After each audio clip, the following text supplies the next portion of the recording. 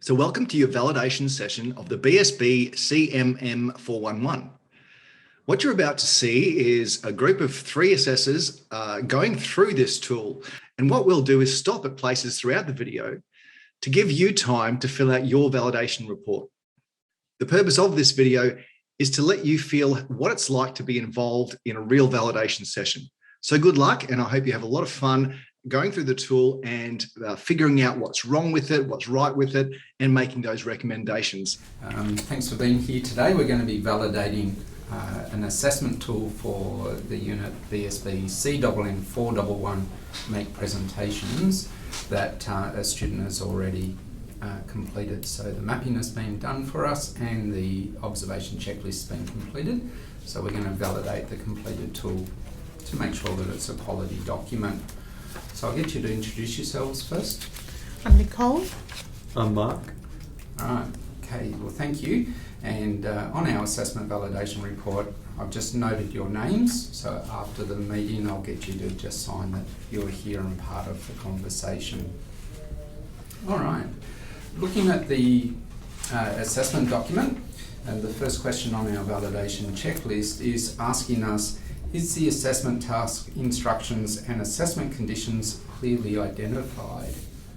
Okay, so this is your chance now to go through the entire document and decide by yourself whether you think the instructions were clear, they're obvious, the conditions are clearly identified, so how the assessment's going to take place, and there are parameters for reasonable adjustment, meaning that the assessment allows the assessor to make reasonable adjustments based on the content of that assessment tool.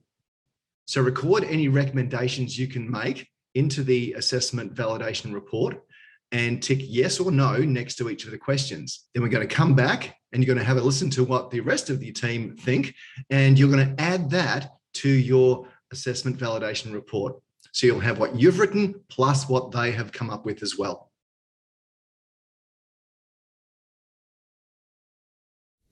So looking at this document and reading through the instructions, do you think they're clearly identified as to, if you're the student, would you know what to do? I guess is the question here. So were the instructions clear? Were the instructions to the candidate and the assessor obvious? Can't seem to find a heading for the assessor instructions. The instructions to the candidate are very clear. And there is a heading, Assessor's Marking Guide Details, but when you read through them, they actually read as if they're written for the student. So the general instructions there are really for the student, but about this guide is for the assessor. For the assessor. And so's on completion. Yes.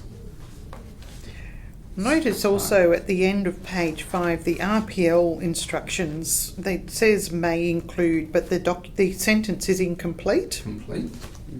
Yeah. So for me, when I read these instructions and try to answer the question, were the instructions clear? Were the instructions to the candidate and assessor obvious? For me, the answer is no. They seem to be a bit jumbled.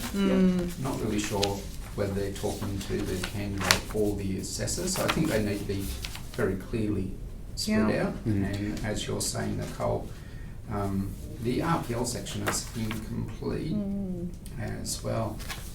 Also looking at the workplace project, there doesn't appear to be any instructions for the candidate at all. No.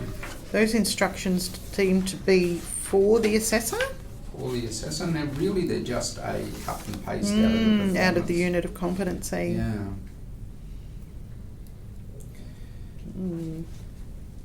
The other thing that strikes me about these instructions, this is for an AQF level 4 unit, and on page 3 under the heading General, you'll see that it does give us some information about the depth of answers. So it says that the expectation of your assessor that your answers will be around a paragraph, 3 to 6 sentences in length, depending on the question. But then it goes on and says, well, you are not expected to waffle one sentence answers will generally not be sufficient to demonstrate understanding. What do you think of that word waffle from a professional perspective at an AQF level 4? I guess I'm a little bit confused. Certainly the meaning of the level of language and academia and waffle is certainly a point to look at. I'm confused if I was a learner, do I need 3 to 6 sentences or one sentence, or I'm just finding that it would be even more clear if it said your answers would be expected to be 3 to 6 sentences in length, full stop. Full stop. Yeah, I don't think we need anything more after that. No, indeed, that extra sentence is almost waffling in itself, isn't it? Okay, so are we in agreement then that for question bank number 1, the instructions were not clear? Yes. The assessment conditions were not clearly identified, and reasonable adjustment parameters were not included in the sense that, as you were saying earlier, Nicole, there's actually no examples of what RPL and reasonable adjustment might be down here. There are instructions to the candidate about applying for RPL, but there are no instructions to the assessor about what that might look like. Yeah. So do they need to be included here, or are we directing the assessor back to the RTO's policies and procedures? I would be directing the assessor back to the RTO policies and procedures in the case of application. Does there need to be any instructions around reassessment? And what happens if the student find themselves not yet satisfactory or not yet competent on any items? Again, is that not a refer to policy and procedure, or is that something that needs to be in the instructions? Personally, for me, I like to have it in the student instructions, so it's really clear as to what the process is if they fail the assessment. And then I would like a complaints or a appeals policy. Appeals policy in there.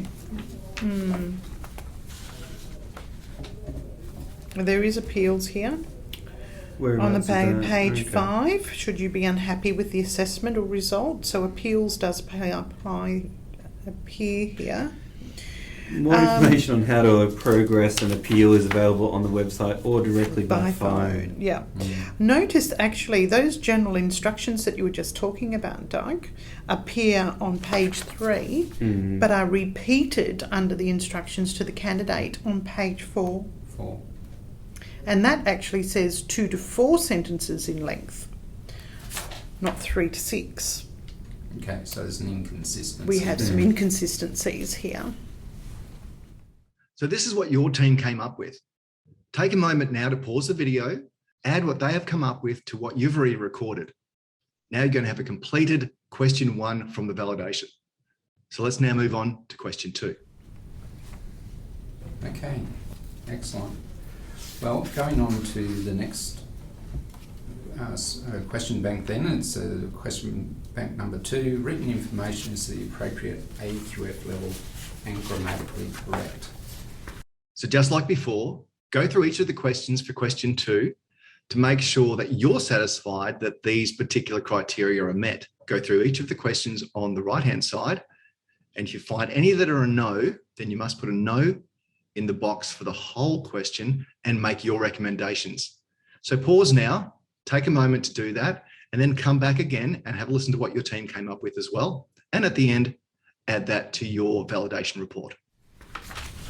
So the 3 sub-questions here is tasks are written in plain English, grammar and spelling is correct, appropriate action words are used. So there are actually no instructions for the knowledge questions to either the candidate or the assessor. The workplace project has no candidate instructions. There are abbreviated assessor instructions, but they're not where I would have expected to find them, and there's really not instructions on how to run the assessment task. Yeah, and I know this is a personal preference, but for instructions, I actually don't like them in a table format. I think they can be a little bit confusing. Depending on how. Particularly where you've copied and pasted the performance evidence into the Yeah. table. Yeah. It doesn't. So personally, if I'm looking for instructions, and the workplace project's a good example here, I'd actually like them clearly identified as to what those instructions were referring to. So I'd probably lay them out very differently to what this table is at the moment. I know that's a personal preference, but that's just... I don't mind the table look, as long as it's clearly identified what's for the candidate and what's for the assessor. Yeah. So are there any grammatical or spelling errors that you can see? The observation checklist doesn't appear to have any spelling errors. And the action words used? Well, there are no words used for the workplace project, No. so there's no action words. No instructions for the knowledge questions either. No. It seems with the knowledge questions, the action words are fine. So, The question themselves provide examples, briefly list and describe. yeah, and I guess for me, again, when we're looking at action words, if we look at question number 3, it's asking what are the key components of effective communication model. It does then go on and say list them below. At a AQF level 4, is that sufficient, or would the question be better written, describe or explain? Even Right. list and describe? List and describe, so It seems, yes, odd that what are and then list them below. so I'm just wondering whether we need to make a comment here or a recommendation here. To expand question Expand 3. question 3. Question 3. Yeah. I'm not sure the action words are appropriate for the AQF level.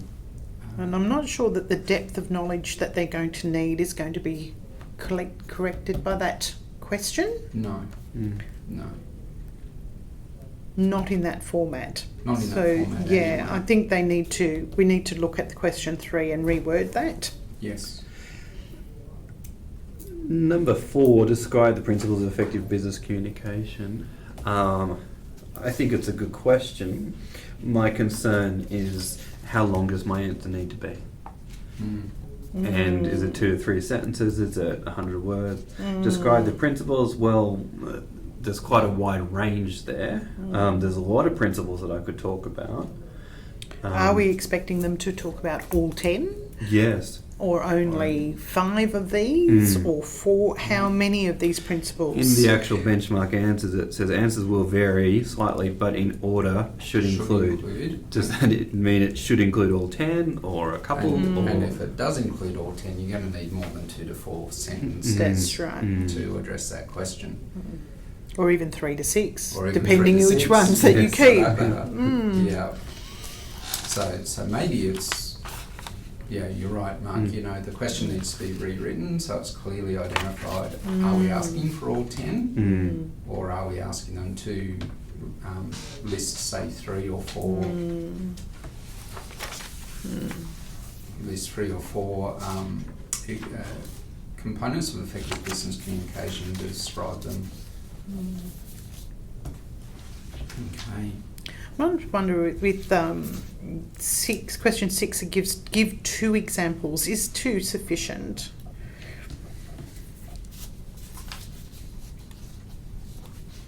I think if we go back to the mapping document though, Well, yes, it does map. so We talk about sufficiency later on. So We do complete the depth of knowledge. Yep. so okay.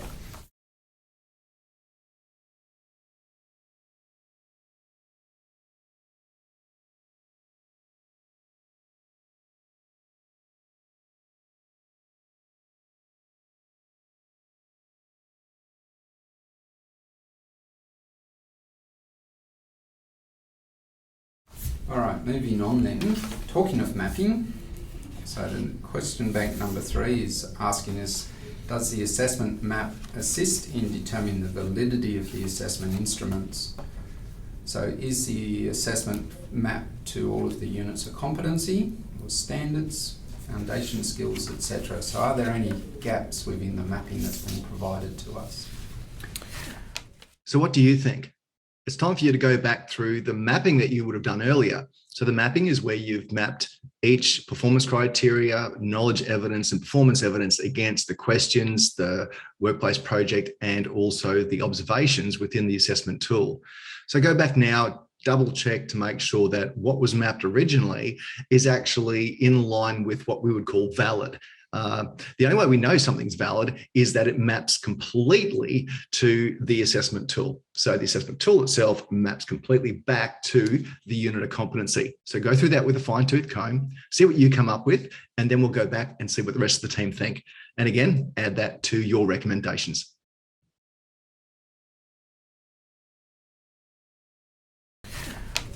Well, there is no instructions for the workplace project, so you couldn't map that to the performance evidence at all. Yeah. I think we all agreed earlier when we were looking at the foundation skills that potentially problem solving, planning and organising based on the observation checklist that we've seen in front of us, the planning and organising could be attributed to the earlier stages of that observation checklist. Initiative and enterprise, I'd say maybe, based on the statements that we've seen in the observation checklist. Self-management, possibly reading into it, there could be some self-management. Yeah. And technology, reading into it, could be. What are your thoughts, Nicole? Well, I think you're right. I think they have to develop resources, aids and materials, and that's in the observation checklist. They're going to need some form of technology to develop those, so I think we've probably covered those. Yep. Yeah. Okay. Good question though. Where is it clearly stated in the assessment that it has to be digital technology? No. It's not. Yeah, It it's talks not. about presentations. Yeah. And it talks about aids and materials. Well, it actually, technology says uses the main features and function of digital tools to complete work tasks. So it could be any digital tool. But it doesn't clearly state digital tools. So I could do a presentation within a work environment and not use any digital technology. Like if I'm doing a presentation, so, to a group of apprentices on how to use hand tools in the building industry, I don't necessarily need to use technology. No. So I would say, and I've noted this in other contexts, that I would say the majority of foundation skills are being assessed, but technology is one that needs further emphasis. Yeah. Yeah, for sure. Yeah. And as you said, Nicole, there's no instructions to the student in the workplace project. No. So maybe it's in those instructions Going to have to the include student those. that we Yeah. clearly identify That's right. that they must use Yeah. some form of digital technology. Glad that you brought that one up, Doug. So, Yeah. okay, so we're in agreement that there are gaps within the mapping that's been provided today. Yeah. Okay.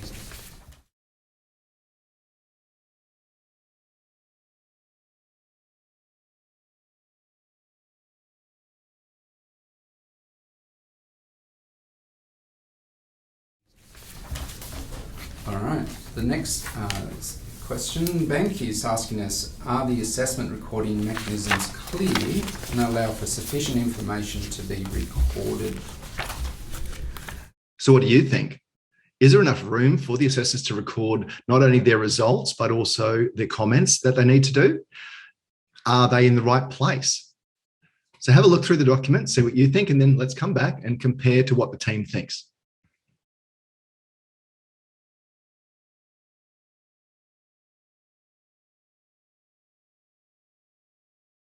So, There is a recording document at the end of the observation checklist and again at the end of the knowledge questions. And there's lots of room there for notes. Yeah. But I think where you're heading in your comment is that for the workplace project, there's actually nowhere to. Yeah, there's record nothing any there for feedback the around workplace that project project. for a recording. Even though really you should be, I mean, reading the instructions to the assessor, there should be some form of checklist here that says, as the assessor, I have received. Yeah. Yeah. Yeah. And often it's a checklist also that the candidate will fill out to say, yes, I have attached this, this and this Yes, and this. yeah. There's a And cover this sheet. is the name of the document and how to find it. Yep. Yep. So there should be some form of checklist for both assessor and candidate there, I think. Yeah. And then there is a whole Unity outcome page here Yeah. for paging.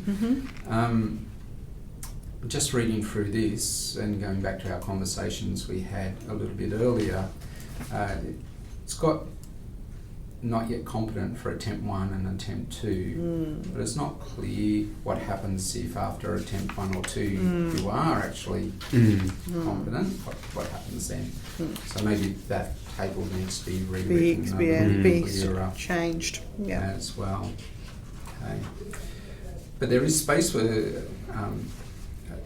there's adequate room for notes of the assessor, and there's sufficient space for feedback through the document as well. So I think those 2 dot points is okay, but the areas to be marked for completion. Division needs to be expanded. Yeah.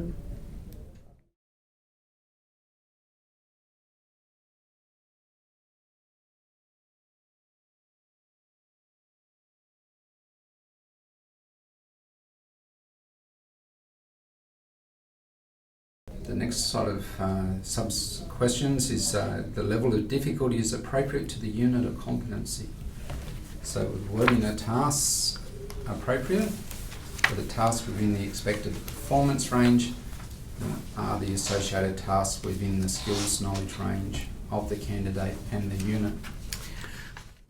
So in this one, we're looking for the wordings of the tasks. Are the words written in plain English? Do they match the AQF level? So there's a bit of leeway there, but really plain English in both instances should be what you're looking for. So have a look through that and then come back and see what the team think and compare answers.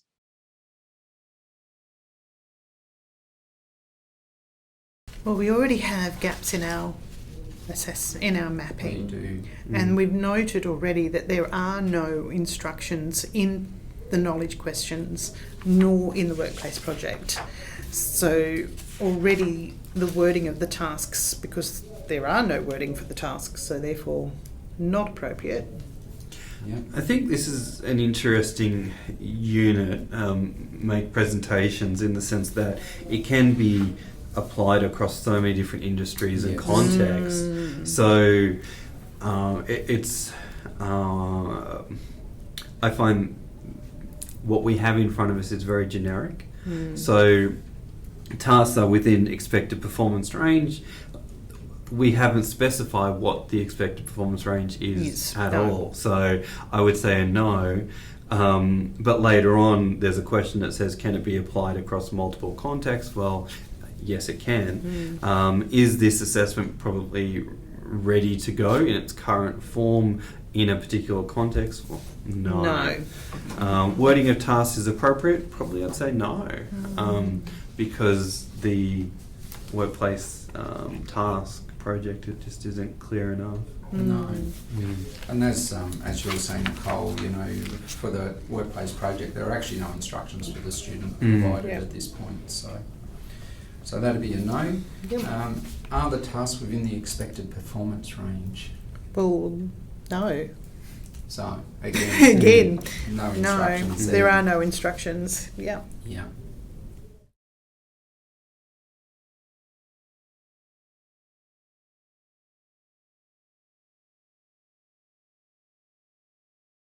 All right, moving on then. So the next set of questions is talking about the assessment requirements section of the unit of competency. So Okay, so now let's go on with the rest of the questions there. So covering performance evidence, knowledge evidence, and assessment conditions. Again, at the end, make all your notes and then we'll compare to what the team find out. So were all the foundation skills captured in the tasks and activities? We've just identified that the technology requirements in the Mhm. foundation skills will need to be expanded somewhere. Mm-hmm. Yeah. Mm. Was all the performance evidence? Well, I think looking back at the unit, the key thing I'm looking at is prepare and deliver at least 2 different presentations. So I would want to see in the instructions to the assessor for the assessor observation checklist that they observe 2 different presentations. So the assessor observation checklist doesn't actually say that. No, There's no way to identify No. which observation check they're doing. Yeah. So I'd like to see even a box that says the topic. What was the topic of the presentation, and maybe even stretching it like another observation form, which says observation 1, observation 2. So 1 form per topic, and then maybe in the workplace project it could actually specify that 2 presentations must be prepared and delivered. Yeah. In our instructions to the candidate, is that covered? Because it says part 2.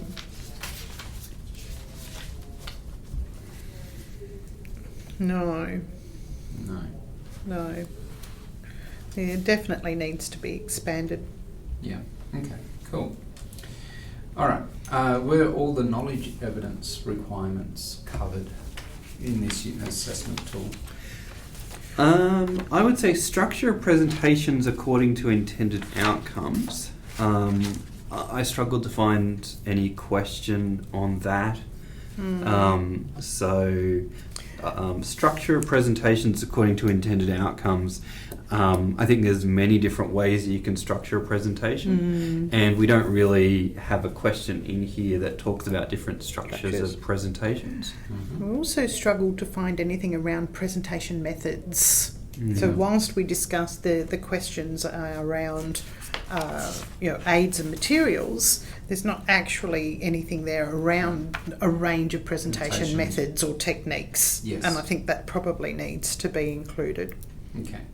So is that a general question, as in what are the different types of methods, or are we asking them to explain why they've chosen that particular I'm wondering if to it should be. support their Yeah, I'm presentation? wondering if you could have a list of presentation methods and explain when they would be appropriate. When could you apply these presentation methods? Yeah. But I think there needs to be something and it yeah. needs to be fairly in depth, because they need to then be able to apply those Yes. and deliver those use those presentation methods. Yeah, absolutely. Well, in the assessment conditions, looking at the unit, skills in this unit must be demonstrated in a workplace or simulated environment where the conditions are typical of those in a working environment in this industry. This includes access to equipment, materials and business software packages for making a presentation. Assessors of this unit must satisfy the requirements for assessors in applicable vocational education and training legislation frameworks and or standards. I guess the thing that jumps out to me is it says equipment, materials and business software packages. Yes. Now again, coming to your earlier point that came up in the discussion, are we always using business software packages when we're making a presentation? But do we feel that we need to include that wording of business software packages somewhere throughout? I guess it depends on the definition of what is a business software package. So to me, when I read that, it's easy for us to constrain our thinking, to perhaps an accountancy software package, or MyOb or something along those lines. PowerPoint? But yeah, so I was going to say, when you think about the Microsoft suite, so you got PowerPoint, or you got Word when you're developing your student handouts and what have you. All of that could be part of, for me anyway. Yeah, I think I agree. If you've developed something using Word, you've used business software. Yeah. Sounds good to me. Yeah. And I think that may be something that we do need to explain to the students a little bit clearer, because that could be quite confusing for a student. So. Yeah. Yeah. But it doesn't have anything here around this could be in a simulated environment and No. what that simulated environment needs to look like. So is this an auditorium, or is this a boardroom, or is this a work site? Yes, You exactly. know, construction work site. So I think we'd need to clarify that information. Yeah. Again, though, given that there's no instructions for the student with the workplace project, maybe No. we could actually Well, even in include that it situation, though, the instructions in the workplace project to the assessor don't include that. No, no, they don't. Okay, so assessment conditions, we're going to say no? No. Yeah.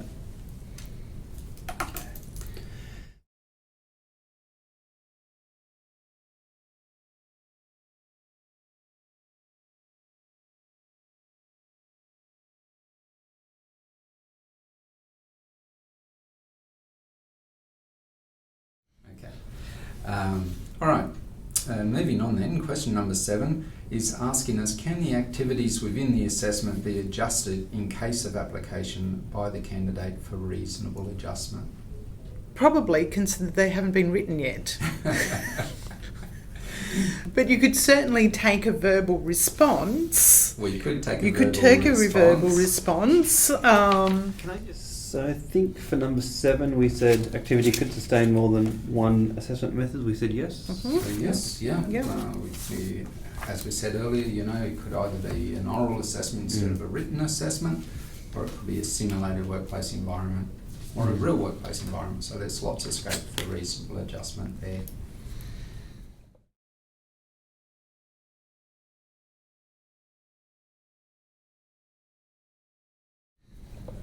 Okay, question number 8.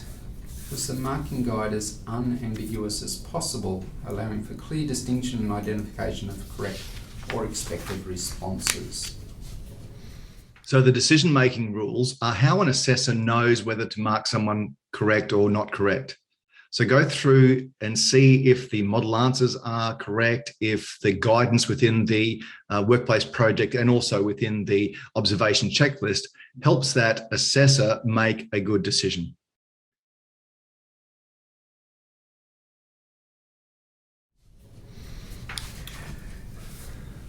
I would say for what we've been given, generally it's a yes. My concern, I mean, we have been given something, so that's a yes. That's a good thing. Yes. That's a good thing. Is it as clear and as specific as it needs to be? Well, it's a tricky one because the quality of the question determines the quality of the answer, in the sense that I think the question's a problem, not the benchmark. Yes. For example, number 4, as we were talking about, describe the principles of effective business communication. In the benchmark, it says should include, and it lists 10, but the question doesn't actually ask for 10. No. And at the same time, it says will vary slightly. Yes. Yeah. So maybe our point is that the benchmarks need to be a little bit more specific. Or, yeah. Yeah. I do like, actually, on the observation checklist, there are prompts for the assessor. Okay. Good. So the observation checklist does include some prompts for the assessor, what they would look for, not on all observations, and maybe that could be expanded.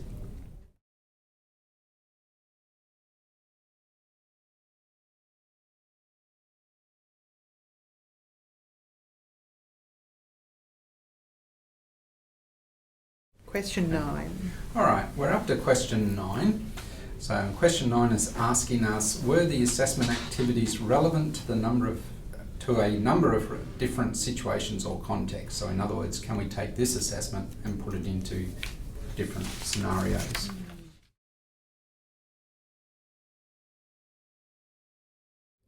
I would say yes. The instructions to the candidate says that this is work-based and self-paced, so it doesn't specify whose work. No. So a range of work situations. And so it could be used in a range of contexts. Yeah, and again, it's that really broad, general type of assessment, isn't it? Yeah. So very open, very applicable to putting into a variety of different scenarios and situations and contexts. All right, we're up to question 10. And question 10 is talking about the principles of assessment. This is one of the most important questions within the whole validation document, because you're testing the principles of assessment. Is the assessment instrument valid, reliable, flexible, and fair? So take a moment to go through each part, take your time and see if it meets these principles of assessment.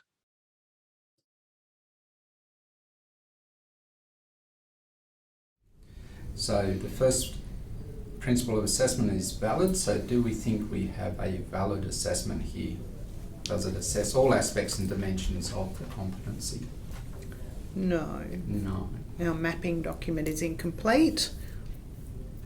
Yeah. And we need our instructions for the workplace project. Because we're not covering our performance evidence at all. No, so there's quite a few gaps there, isn't there? Okay. The next question then probably is self-evident, but it's talking about reliability. So is the assessment consistent in application and results? Does the instrument collect reliable, unambiguous evidence? Well, I think that the observation checklist collects quite good relevant evidence, and particularly since it's got prompts for the assessor.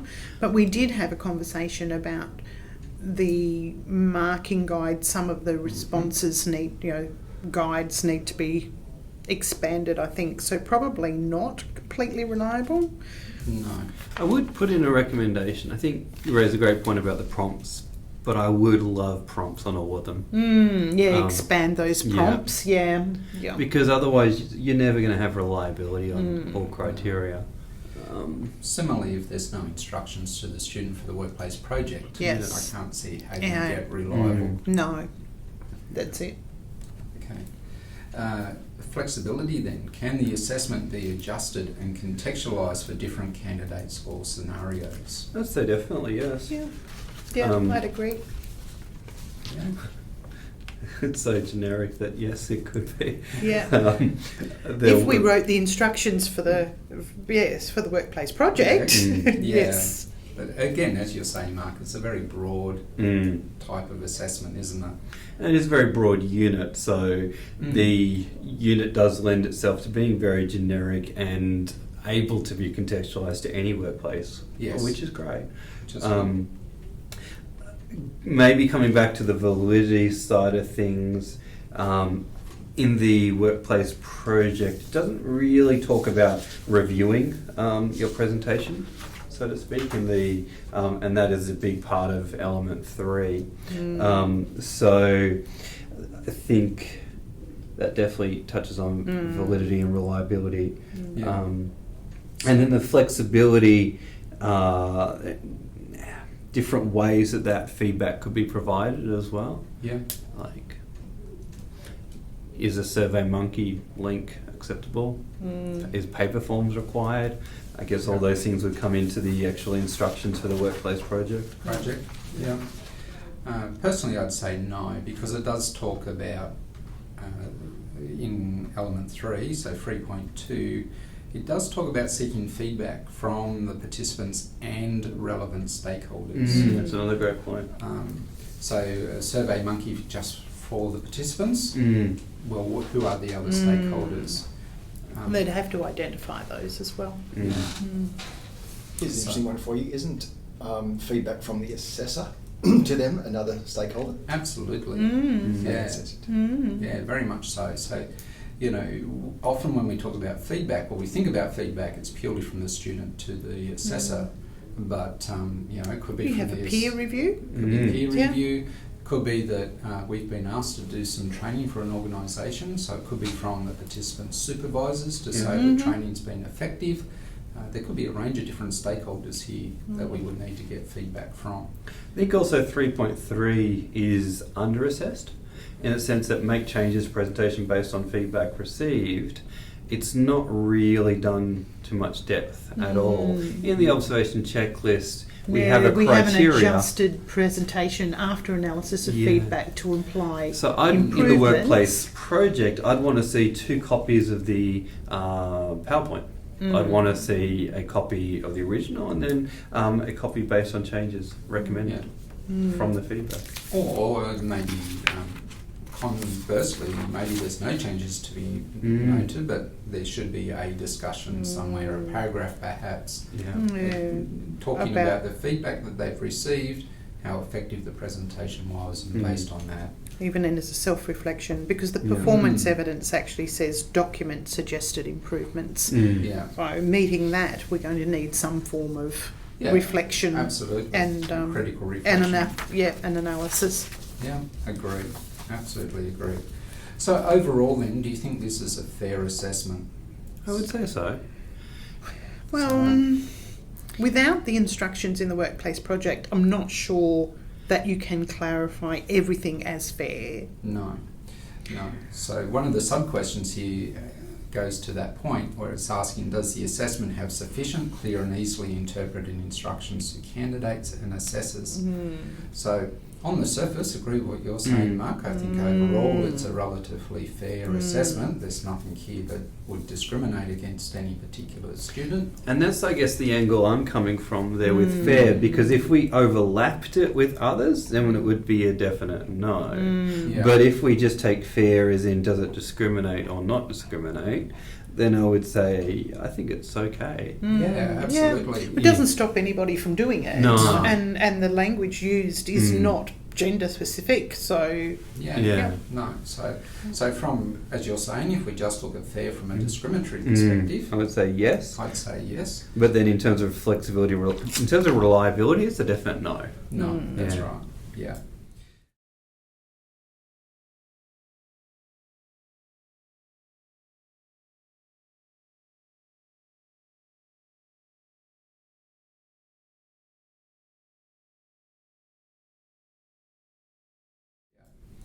Okay, last question, question 11, is talking about the rules of evidence. So here now, because we haven't actually trialed this assessment tool with a real student, we have to look at the tool to check that there are spaces available to gather the particular evidence requirements, to make sure it's valid. Does it collect all the evidence required to meet the benchmarks? To ensure authenticity, does it have areas for the student and the assessor to sign off on their own work and that it's been assessed and feedback has been given? For currency, are there places for dates or recordings for things like version control of the actual assessment tool? And finally, sufficiency. Does it actually capture all the performance evidence required of this particular unit of competency? Good luck. It's now time for you to go through the instrument and check against valid, authentic, current, and sufficient. And then we'll have a brief pause. And when we come back, we'll check out what the rest of the team came up with for this final question. So the first rule of evidence is again valid. So the question is, does the assessment collect the information required of the candidate to demonstrate competency? No. And, that would be a no. We've got gaps within the mapping, and we don't really have instructions in the workplace project, so that would be a no. Okay. Authentic. Is there sufficient evidence included that the assessment is the work of the candidate? Well, again, we've got the Declaration of Original Authorship on the front. There is actually, on the top of the observation checklist, there is information about the candidate and the assessor, including location and date. And then Mark said he'd probably like to see that expanded to the topic. But we have collected that information. There is also place on the recording documents for the candidate name and signature to acknowledge feedback from the assessor. I would like a place for the name for the knowledge questions.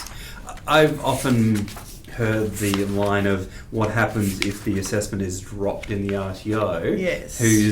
How would you know? How would you know who they are? Yeah, exactly right. So authentic, it's a 50-50 for me.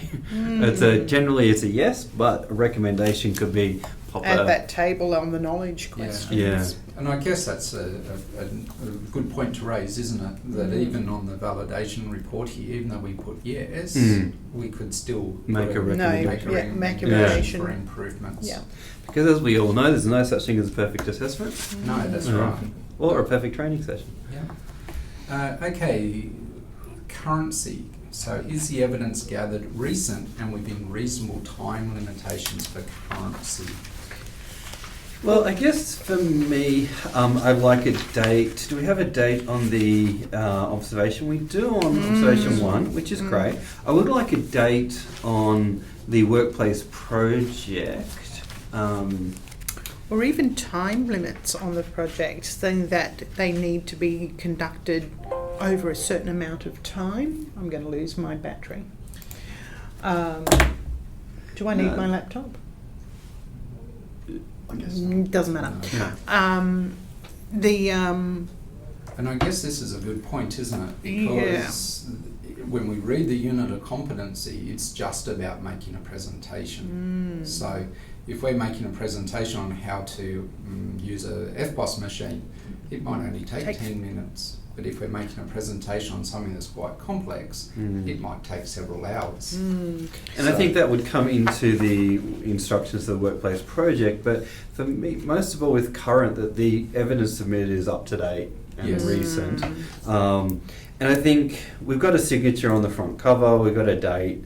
I'm okay with that. There is version control and the benchmarks are recorded. The release number of the benchmark isn't here, but they are there. Yeah. So on... I'm going okay. We're going to go okay? Yep. Sufficient, I think that's a bit of an issue only in the sense for me that it doesn't really mention that 2 specific presentations need to be done. Yeah. I think on the observation checklist, we either need 2 observation checklists or you need to have a dash and a 2, so it's obvious to the assessor that there needs to be 2. Yes. Yeah. And again, going back in conversation, there's no instructions to the candidate here. Or the assessor. So there's no clear instructions to the assessor, but at least it does. At least it does give you some things, Yeah, it does reflect the performance evidence out of the unit, so it does actually say prepare and deliver at least 2 different presentations here. But I would like to see much clearer instructions to both the assessor and the student as well. Also, we've noticed in our mapping that the knowledge is not completely covered. No, and that's true too. Yeah.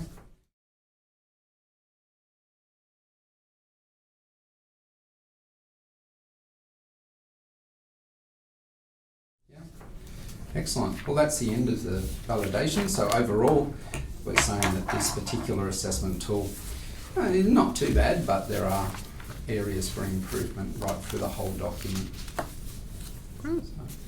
Which is normal, actually, isn't it? Well, thank you for your time, ladies and gentlemen.